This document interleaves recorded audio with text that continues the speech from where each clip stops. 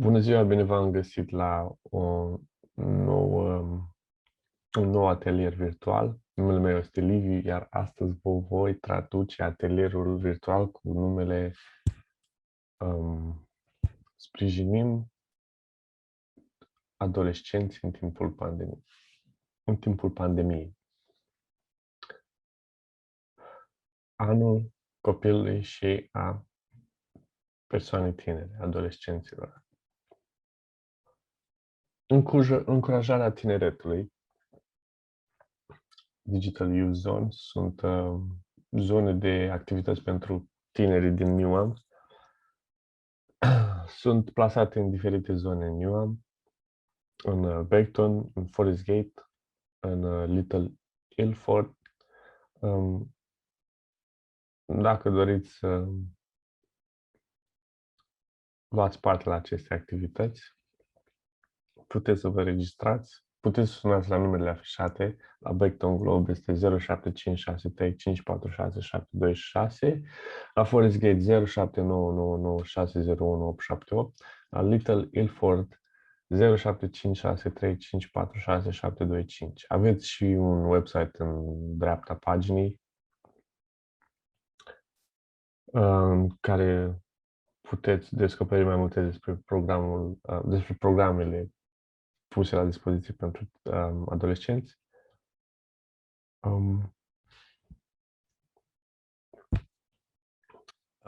Connecting with Others este un alt fel de program, doar că acesta se poate întâmpla și virtual și online. La website-ul www.themix.org.uk. Pe acest website, ca adolescent, ca tânăr în Newham, puteți primi informații relevante dumneavoastră despre viață, despre sfaturi financiare, sfaturi în familie, sfaturi psihologice, despre sănătatea mentală, sănătatea fizică, orice fel de sprijin dacă coincideți criteriilor. Aveți și puncte de sprijin, informații despre o gamă de subiecte, chiar și în carieră, în educație, informații despre orice implică viața de tânăr, adolescent în sectorul Newham. Și puteți descoperi și oportunități în care puteți să vă implicați. Oportunități care vă pot dezvolta personal. Head Start Newham este un alt program concentrat mai mult pe activități și evenimente. Deci acesta este mai practic. Puteți să vă dezvoltați practic anumite abilități necesare pentru dezvoltarea skill-urilor în societate, pentru dezvoltarea dumneavoastră în societate. Da? Puteți să accesați website-ul www.headstartnewham.co.uk. Cu siguranță au și proceduri COVID-19 în caz că aveți îngrijorări în privința aceasta. Deci este sigur. Activitățile, evenimentele sunt sigure. Sau puteți să intrați pe YouTube.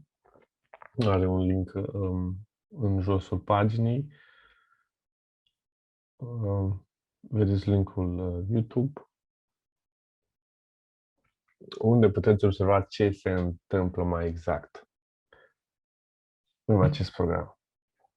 Un program foarte important pentru tineri. Peer-led parenting este sprijinul pentru părinți oferit de părinți. Un fel de sesiune în care părinții se pot aduna pentru o ședință, pentru discuții, pentru convorbiri în legătură cu viața de părinte, mai exact, și, într-adevăr, cum putem să îmbunătățim relația noastră cu copiii noștri. Da? Deci aveți așa, 1, coffee and chat. Deci puteți să vă relaxați la o ceașcă de cafea, de ceai, o băutură caldă și un dialog. Se ține o dată pe lună un spațiu pentru părinții în care aceștia vor primi informații, vor împărtăși experiențe, vor împărtăși strategii, vor împărtăși mici trucuri pentru a explica și pentru a îmbunătăți viața de părinte. 2 sunt ateliere. Ateliere în care, prin prezentări, probabil, vom descoperi o gamă de subiecte menționate mai jos, deci The Teenage Brain. Se numește creierul unui adolescent, probabil un atelier bazat pe cum funcționează creierul unui adolescent, la ce se gândește, la ce secrete ascunde, probabil, ce complexe are, dorințe, ce îl deranjează și așa mai departe. Un atelier foarte important pentru a descoperi cum funcționează creierul adolescentului dumneavoastră. Un alt atelier este numit Mental Health and Well-being, starea de bine și sănătatea mentală, foarte importantă în ziua de azi, mai ales în pandemie. Extrem de important atelierul acesta pentru adolescenți, pentru copiii dumneavoastră. Boundaries and Negotiation se bazează pe relații strânse între dumneavoastră și copil și negocieri. Da? Deci, cum un părinte ar trebui să negocieze relația sa cu copilul său în legătură cu ieșitul afară, statul târziu și tot felul de mici inconveniențe în care pot strâni conflicte între părinți și copil. Și copii. Iar prin acest atelier puteți învăța cum să reducem conflictele între noi și copiii noștri. Un alt atelier, Staying Safe and Getting the Most from the Online World. Să rămâneți în siguranță și să aflați cât mai multe despre lumea virtuală în care copiii noștri o explorează foarte, foarte mult. Ei sunt acaparați de tehnologie, deci cumva e puțin periculos pentru un copil. Sunt atâtea întâmplări nefericite stârnite de lumea virtuală, de tehnologia asta, care are acces la lumea online. Deci, foarte importante sunt toate cele 4 ateliere pentru părinți. Să recomand prezentarea la toate. Numărul 3, Being a Parent Groups. O oportunitate de a vă împărtăși capabilitățile ca părinte cu alți părinți în grup, o ședință de grup Iar din asta puteți absorbi informații și puteți să vă îmbunătățiți o strategie de a vă crește copilul mai eficientă decât cea pe care o aveți acum, pentru că o faceți individual. Dar dacă primiți informații din altă parte, aflați păreri, eu cred că se îmbunătățește drastic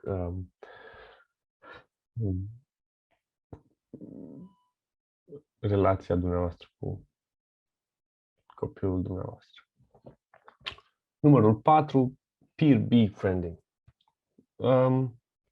Puteți, amiciția cu un coleg este pur și simplu o oportunitate să lucrați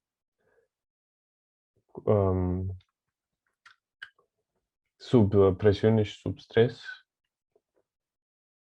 Nu, îmi cer scuze. E o oportunitate să lucrați, să dobândiți experiență ca părinte. Deci este un program care vă oferă anumite tehnici în care puteți să scăpați de presiunea și stresul de a fi părinte. Da? Deci, peer befriending ajută foarte mult dacă aveți probleme prezente, aveți stres și presiune prezentă în relația cu copilul dumneavoastră. Da? Aveți și un website în josul paginii, www.headstart.new.uk/parents sau e-mail puteți trimite la headstart.programteam@newam.gov.uk.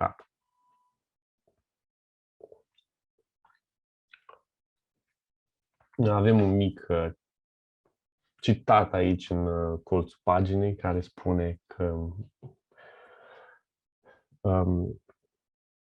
munca de părinte este singura la care nu primim antrenament și este cea mai importantă. Nimeni nu ne pregătește pentru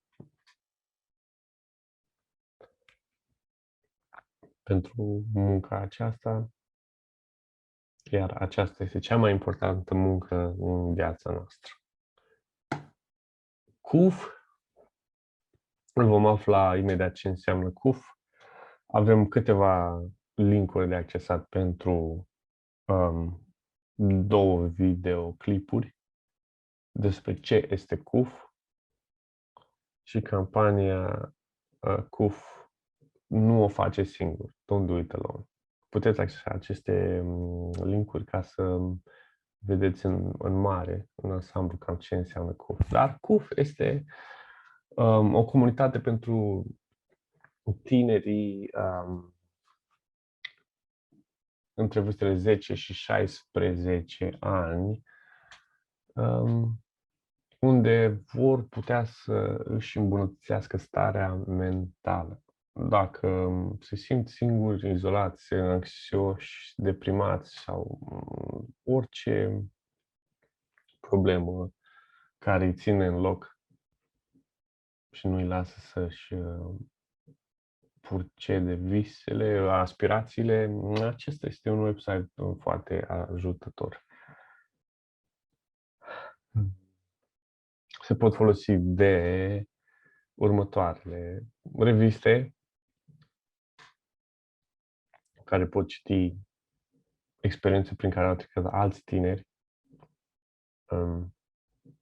experiențe similare, probabil, din care vor putea absorbi informații esențiale pentru a se trata, să zicem așa, singuri.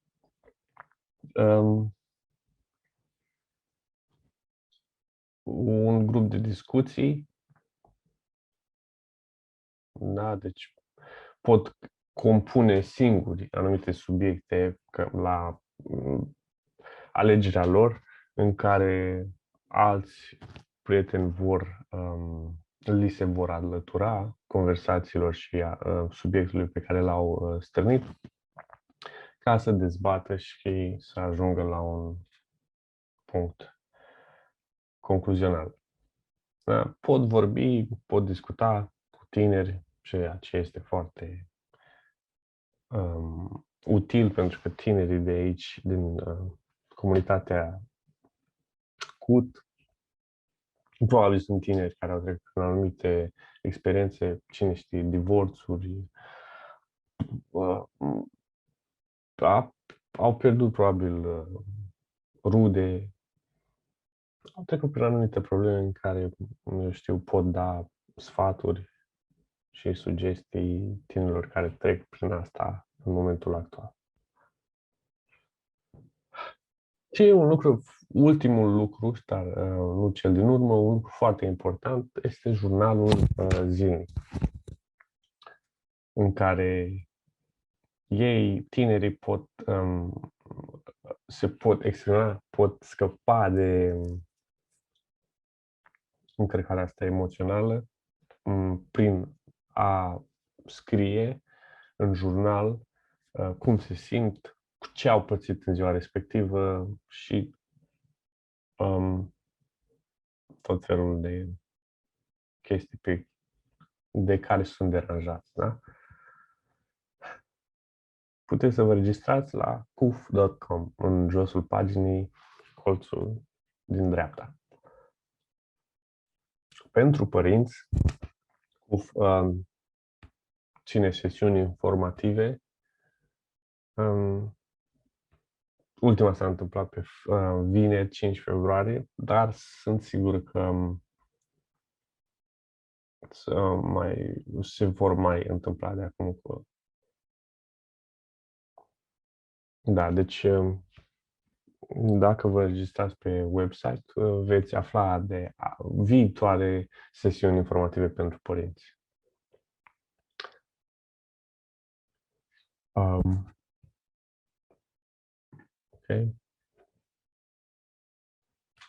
Timpul tău. Timpul tău este foarte important. Acest program oferă tinerilor un spațiu să se conecteze cu o echipă experimentată în a-i ajuta. Îi ajută să-și înțeleagă gândurile, emoțiile prin care trec. Da? Îi ajută să se simtă în control cu diferite aspecte în viața acestora, diferite probleme pe care le întâmpină. Îi ajută să se conecteze cu anumite activități în comunitate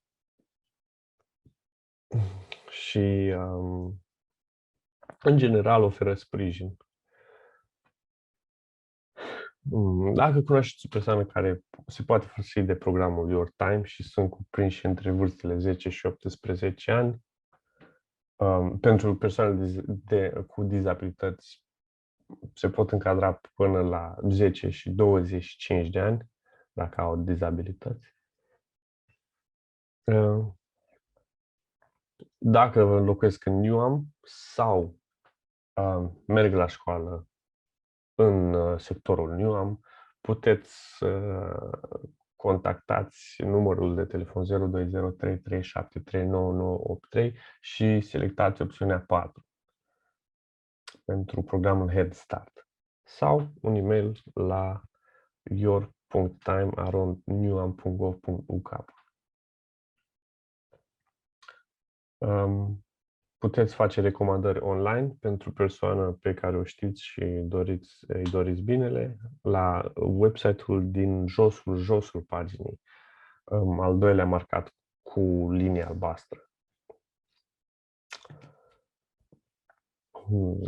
Programul Chat Health este un dialog de sănătate, da? Asta se numește Chat Health.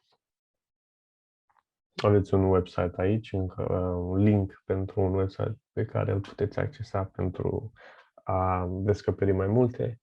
www.healthforteens.co.uk bară înclinată în dreapta, have, bară înclinată în dreapta, pauză, liniuță, KHATHEALTH, bară înclinată în dreapta. Deci este un program în care puteți să trimite mesaje care sunt perfect confidențiale. Este un serviciu care ajută tinerii și copiii cuprinși între vârstele de 11 și 19 ani să ia contact cu o asistentă medicală publică, locală. Chestia asta ajută pentru că dacă un copil simte că are nevoie de un serviciu medical, dar este rușine să împărtășească asta cu părinții sau cu rudele sau cu cineva apropiat, se întâmplă. Copiii pot lua legătura cu o asistentă într-un mod privat, fără ca nimeni să știe, iar aceștia pot învăța, pot primi informații despre problemele pe care le experimentează în momentul acela. Da? Deci puteți trimite un mesaj la 0750 326 645 ca să vorbiți cu o asistentă medicală. Da? Foarte important acest lucru. Așa. Acum informațiile se vor duce spre tinerii îngrijitori. Dacă sunteți un tânăr îngrijitor, următoarele pagini vor fi pentru dumneavoastră. Ce este un tânăr îngrijitor? Un tânăr îngrijitor ești dacă ai sub 18 ani și ai grijă de o rudă cu dizabilități, o rudă ce este bolnavă, are o condiție mentală, o problemă mentală de sănătate sau are o problemă cu alcoolul sau cu drogurile și tu ai grijă de ea, deci automat ești considerat un îngrijitor tânăr. Ești un îngrijitor tânăr dacă ai grijă de părinții tăi sau ai grijă de un frate sau o surioară mai mică. Ești un îngrijitor tânăr dacă în casă, spre deosebire de colegii tăi, prietenii tăi, tu trebuie să faci curat, trebuie să faci mâncare, trebuie să ajungi pe cineva să se îmbrace sau să se miște, sau să se deplaseze în casă, deci atunci ești un îngrijitor. Ești considerat un îngrijitor tânăr. Da? În caz că îi ajuți pe prieteni, pe fratele sau pe surioara ta, indiferent dacă este mai mare sau mai mică, iar aceștia au o dizabilitate sau sunt bolnavi, iar tu îi ajuți să se miște, să se deplaseze sau să facă anumite activități fizice, de atunci te numești, ești considerat un îngrijitor tânăr.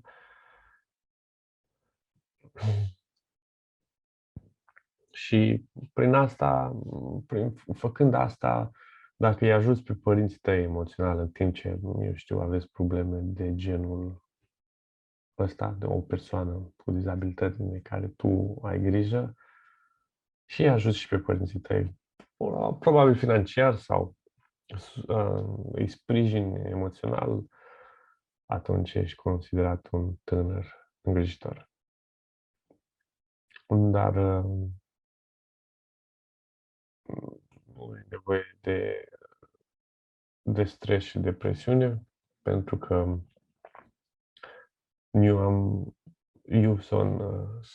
sunt la dispoziția dumneavoastră. Da? Aici poți vorbi cu o gamă de persoane care se pricep, care sunt experimentate în a te ajuta. Pentru mai multe informații poți să contactezi pe Asanga Rana. Aveți e-mailul în stânga jos, asanga.rana@newland.go.uk. Este un punct de contact prin multe altele pe care le voi menționa ulterior. Da? Programul Carers First este un program care prezintă sprijin pentru persoane care sunt considerate îngrijitori tineri. Deci dacă ești un îngrijitor tânăr, programul Carers First o să-ți ofere servicii precum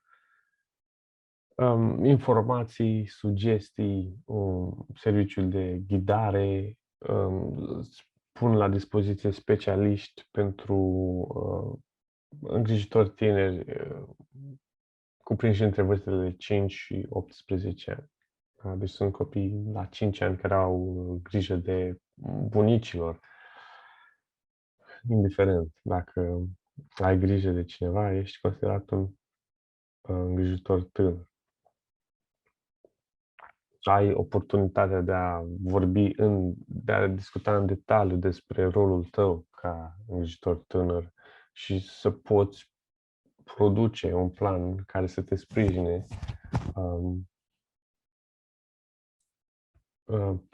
Chiar dacă asta ar însemna ca tu să fii recomandat la alte servicii sociale locale.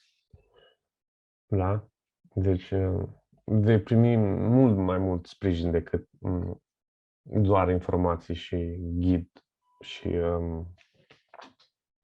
sfaturi pentru rolul tău, pentru situația în care te afli. Carers First te poate ajuta să te poate pregăti pentru examenul de îngrijitor.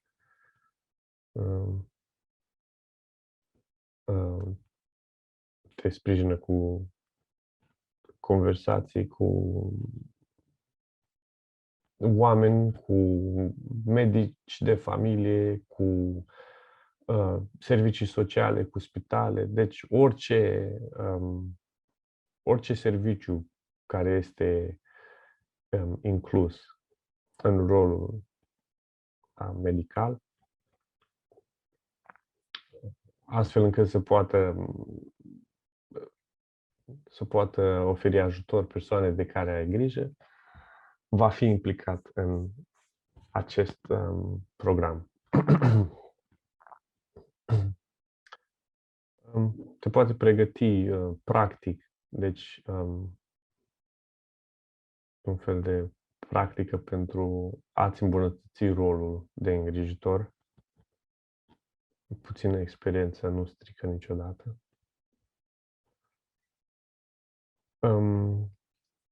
Poate sprijini familia ta financiar, deci poți primi o mică alocație în care să expandeze venitul lunar a domiciliului tău, a venitului pe casă, venitul familiei tale.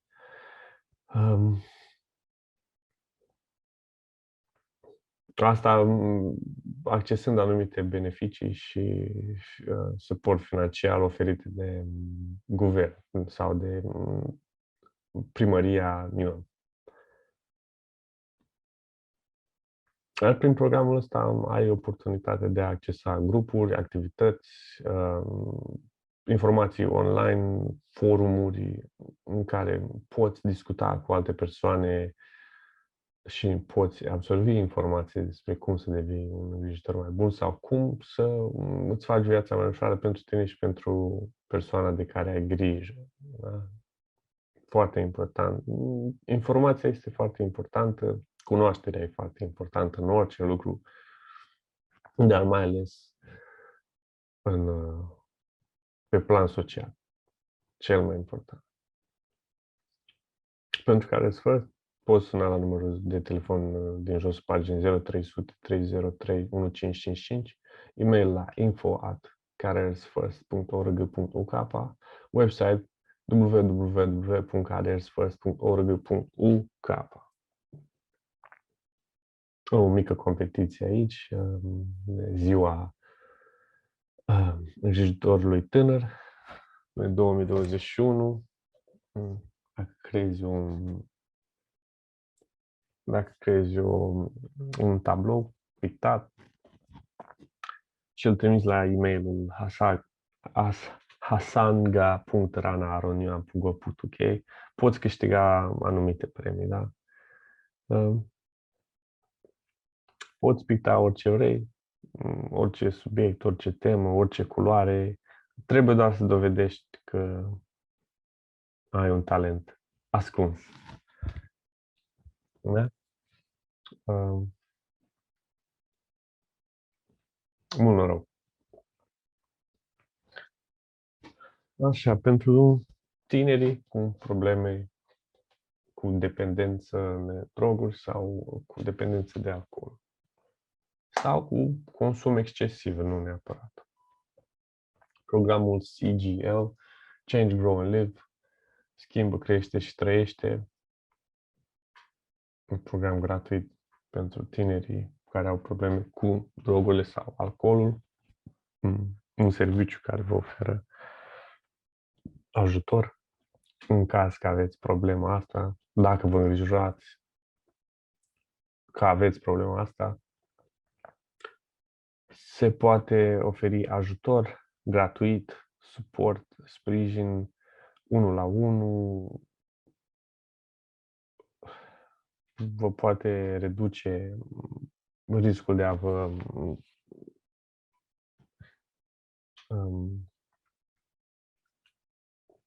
de a păți ceva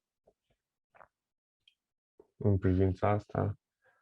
Cu toții știm că adicția este super periculoasă. Ai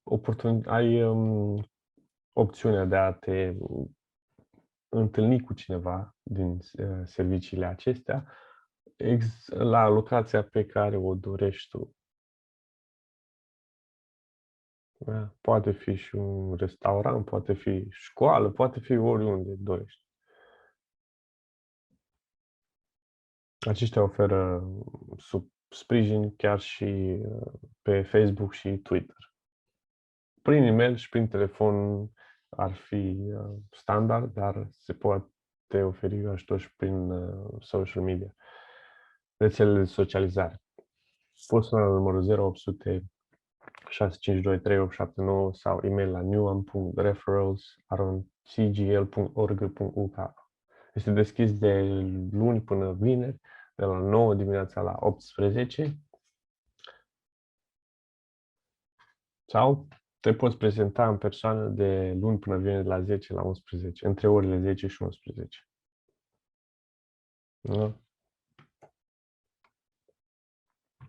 Support with Parenting este pur și simplu sprijin pentru părinții de adolescenți. Prin Triple P Parenting Courses oferă cursuri gratuite, da, pe care le puteți accesa dacă vă registrați la website-ul de mai jos, earlystartgroup.com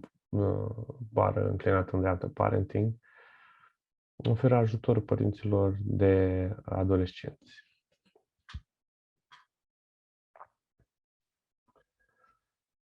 Aveți și o mostră aici cu anumite ateliere.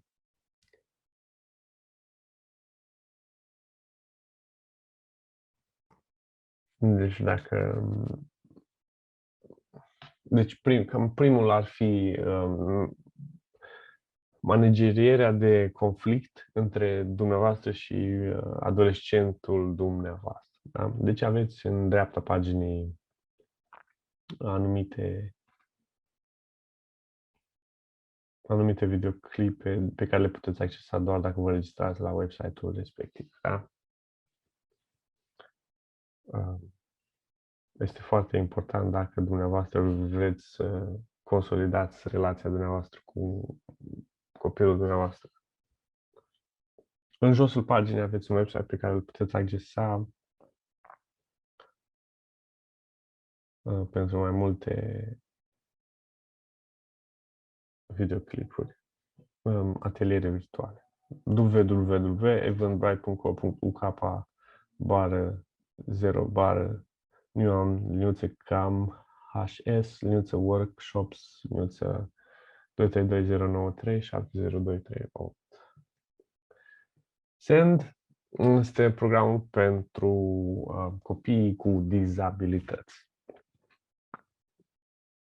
SEND oferă servicii în Newham pentru părinții, copiii și tinerii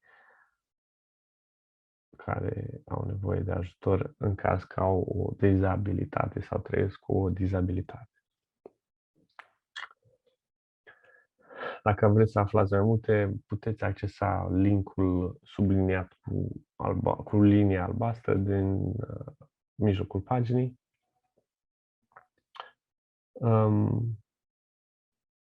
Iar programul încurajează foarte mult familiile să se prezinte la atelierele menționate în programul respectiv. Ultimul a fost joi 25 februarie 2021 între 4 și 5 și s-a numit Sprijin pentru copii și pentru tinerii cu nevoi speciale. Foarte important pentru că aici se dobândesc informații esențiale. Aici aveți niște date de atelierele pentru părinți, dar astea s-au întâmplat pe dățile respective. Oricum o să le traduc pe următoarele care vor veni. Deci nu e nici o grabă. Dacă doriți o copie cu paginile pe care le-am tradus, pentru linkuri, pentru website, pentru e-mail-uri, pentru numerele de telefon, trimiteți un e-mail la e-mailul subliniat cu linia albastră de mijlocul paginii și cereți o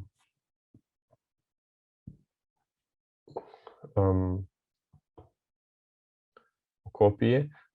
Astfel, dacă vreți, puteți să menționați un e-mail și veți fi adăugat la grupul de WhatsApp Brighter Future Parents, în care puteți vorbi mai multe lucruri despre de faptul de a fi părinte unui copil, unui tânăr, unui adolescent în Newham.